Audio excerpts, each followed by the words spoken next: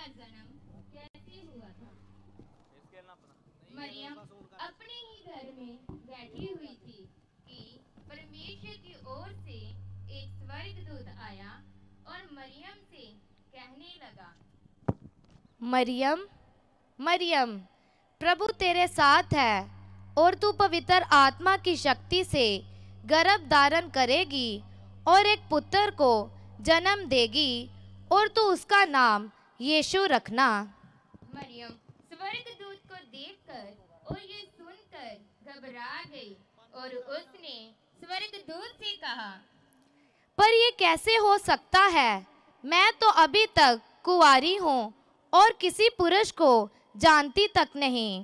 घबरा मत मरियम, पवित्र आत्मा तुझ पर उतरेगा और परम प्रधान की सामर्थ तुझ पर छाया करेगी।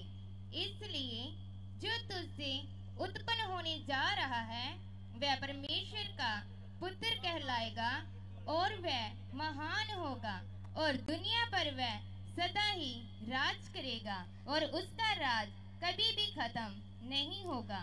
मैं तो प्रभु की दासी हूँ और जैसा आपने कहा वैसा ही हो। तब प्रभु का दूत उसके पास से चला गया। मरियम की मंगनी एक यूसुफ नामक पुरुष से हुई थी। जब यूसुफ को ये बात पता चली कि मरियम गर्भवती है, उसने मरियम को छोड़ने का फैसला किया। उसको मरियम की पवित्रताई पर शक हुआ और उसने मरियम को छोड़ने का फैसला किया। तब स्वर्गदूत ने यूसुफ से कहा, यूसुफ, मरियम को अपनी पत्नी के रूप में स्वीकार कर। इसके बाद यूसुफ ने मरियम को अपनी पत्नी के रूप में स्वीकार कर लिया और उसके साथ कोई भी शारीरिक संबंध ना बनाया जब तक यीशु का जन्म ना हुआ था। यूसुफ और मरियम यीशु के जन्म तक इकट्ठे साथ रहे। जब मरियम का बच्चे को जन्म देने का समय निकट आया, तब यूसुफ और मरियम दोनों को किसी जरूरी काम के लिए बैतलहम के नगर की ओर जाना पड़ा। बैतलहम में पहुंचते ही मरियम का जन्म देने का समय आ गया और मरियम यूसुफ के पास बच्चे को जन्म देने के लिए कोई भी जगह ना थी। यूसुफ ने मदद के लिए किसी का दरवाजा खटखटाया।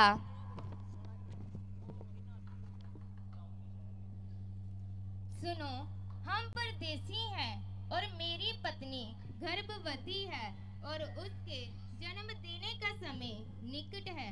क्या आपके घर में रहने के लिए कोई कमरा है? नहीं नहीं, हमारे घर में कोई भी जगह नहीं है। निकलो जहाँ से, निकलो। यूसुफ और मरियम वहाँ से आगे निकलकर अगले दरवाजे पर खटखटाते हैं। सुनो, हम परदेसी हैं और मेरी पत्नी गर्भवती है और वह जन्म देने वाली है। क्या आपके घर में रहने के लिए कोई जगह है जहां मेरी पत्नी अपने बच्चे को जन्म दे सके? हमारे घर में कोई भी जगह नहीं है, लेकिन हाँ, मेरे घर के पीछे वाले आंगन में एक चरनी है, लेकिन वहाँ जानवर रहते हैं। अगर आप चाहो तो आप वहाँ जगह ले सकते हैं। आपका बहुत बहुत धन्यवाद, हमें ये मंजूर है।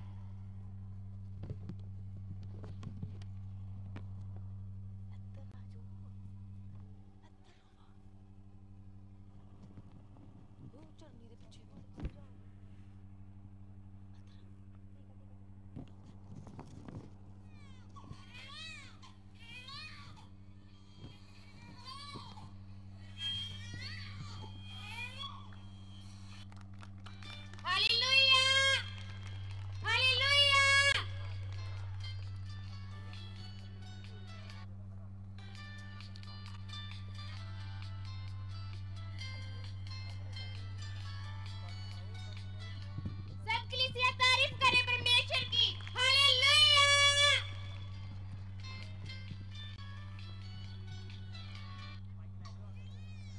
और उस देश में बहुत सारे गडरिये रहते थे जो रात को मैदान में रहकर अपनी भेड़ों का पहरा देते थे।